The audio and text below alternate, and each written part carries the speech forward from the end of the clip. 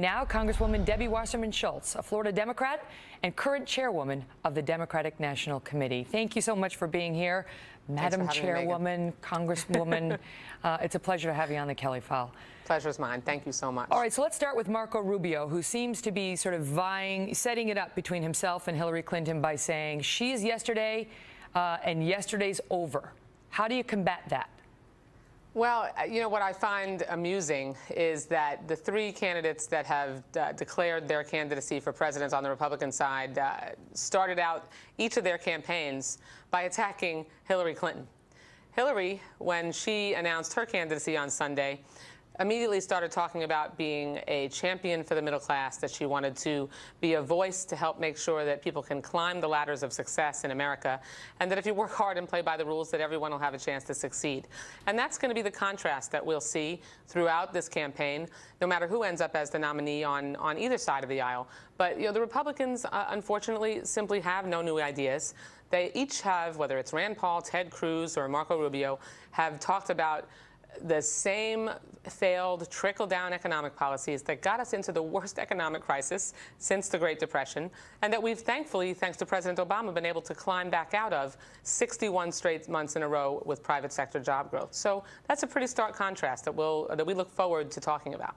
It's interesting because when I listen to these Republicans talk, they seem to be getting ready to say the same thing about Hillary. Same failed policies, not new, old, not in terms of age, but, you know, yesterday. And so it's going to be the same attack against her. You know, are the Democrats at a disadvantage in not offering a new face? Well, the funny thing is that the policies that they're talking about are things like that they have repeatedly embraced that have not been successful in getting our economy jump-started. In fact, they've actually hurt us and helped us spiral downward, cutting taxes for the wealthiest, most fortunate Americans so that they can increase taxes on the middle class. And you know, each of the candidates for president on the Republican side embrace ending Medicare as we know it and turning it into a voucher system, support taking health care away. And Ted Cruz, as well as Marco Rubio and Rand Paul, were all willing to shut the government down, cost our economy $24 billion in the name of denying people health care. But if they're so bad, then how do you explain the congressional elections we saw in 2012 and in 2010? I mean, they have been placed back in control of both houses of Congress by an American electorate that seems ready to let them hold power.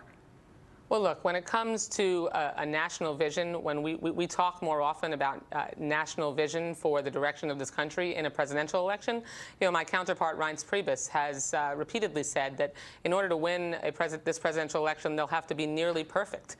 And they certainly haven't been close to perfect. They've been so out of touch on the issues that matter the most to Americans: creating jobs, getting the economy turned around, focusing on making sure that if you work hard in this country, you'll have a shot to succeed. Instead, they've focused exclusively on taking care of people who are already doing really well and making sure they can do even better. Now, as far as the midterm elections, to answer your question more directly, you know, those races are run on the ground. They are more head-to-head, candidate-by-candidate battlegrounds, and it's a very different environment than a presidential election. And look, we have to improve our performance in midterm elections, and we're working on that. Like Reince Priebus has said, they're working on improving their performance in presidential elections. The problem for the Republicans, Megan, is that they just don't get that they're wrong on the issues that matter the most to Americans. Some have said that Hillary Clinton and the Democratic Party would do better if she were challenged in a primary, because she would emerge, if she emerged from that process, you know, more battle-tested. And she seemed a little rusty during the rollout of her book and so on. She made some mistakes. Do you think she should be challenged? Oh, I think she's going to be challenged. I mean, I think we're going to have a primary. By somebody more than like Lincoln Chafee. I mean, like Elizabeth Warren, somebody. Like, now, come on. You know, Lincoln Chafee is a former governor, a former United States senator. I mean, this is someone who certainly is an accomplished individual. Do you think he poses a serious challenge to Hillary Clinton? What I will say is that, for example, the vice president, now, come on. I'm just saying what everybody's thinking. Well, let's be respectful. I know you're not trying to be disrespectful, but we have a governor and a former senator. He's thinking about running for president, and I welcomed him to the race. But Vice President Biden, for example, is saying that he will decide this summer. Martin O'Malley, Martin O'Malley, the former governor of Maryland. Jim Webb, a former United States senator from Virginia. You would like to see that? Well, I think that regardless of what I want or what anyone wants, we're going to have a primary, and we will have a discussion about those ideas. I'm running out of time, but I want to get a couple of things. So you and Rand Paul have had this dust up about abortion, and I mean, I understand it's strange that Rand Paul is fighting with you a little bit, but it does bring up a serious issue as between the two parties in particular. And he keeps saying to the reporters who want him to say whether he supports rape and incest exceptions to abortion, and he hasn't been explicit on that, to your, to your point, he hasn't. He keeps saying, ask Debbie Wasserman Schultz when life begins. When does she believe life begins? Can you answer that question? The question that he was asked and that he's trying to deflect from by pushing it on me is, does he support exceptions to his opposition to a woman's right to make her own choices? I give you that point. I cede the point. And he has not been explicit on it. But I'm wondering about you, because I have you tonight. So from my perspective, from my party's perspective, we do not support rolling back the protection that the constitutional right to make your own reproductive choices established in Roe versus Wade has given to women. Okay, but let me ask you, Republicans let me stop like you there and ask you. Rand Paul did. Because this is such a dicey issue, and the American public, is very divided on this. As you know, it's not like 90% of the public supports abortion. They do not.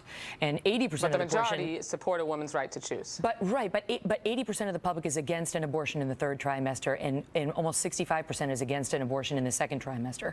So the people are divided on this. And that goes to his point of, at what, but Megan, look the state has the right to set limits. They have the right to set limits. Exactly. And so he's trying to get to the Democrats' position on at what point is it appropriate to say it's no longer just between a woman and her doctor?